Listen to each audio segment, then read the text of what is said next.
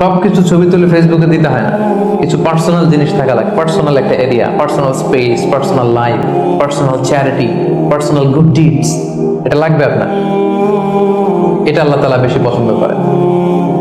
আল্লাকা সিররুন ইনদাল্লাহ বাইনাকা আনতা ওয়া বাইনাল্লাহ, এমন কোন গোপন জিনিস তোমার আর তোমার রবের মাঝে আছে যেটা তোমার রব ছাড়া কেউ জানে না? তোমার আর তোমার রবের মাঝে এরকম গোপন কোনো ডিলিংস আছে যেটা কেউ জানে না? জীবনে কখনো গোপন দান করছো যেটা কেউ দেখেনি? ওইটাই কাজে লাগবে। এজন্য ষষ্ঠ শ্রেণী হচ্ছে ওই ব্যক্তি যে গোপনে দান করে, সিক্রেট চ্যারিটি করে। গোপনে দান করতে রাজি আছেন তো সবাই? নট নেসেসারি যে খুব বিগ অ্যামাউন্ট লাগবে। 1 রিঙ্গিত, কয় রিঙ্গিত? ওইটারে আল্লাহ পেলে পুষে উহুদ পাহাড়ের সমান উঁচু করে আপনার আমল নামায় ঢুকাই দেবে। কটা গেল?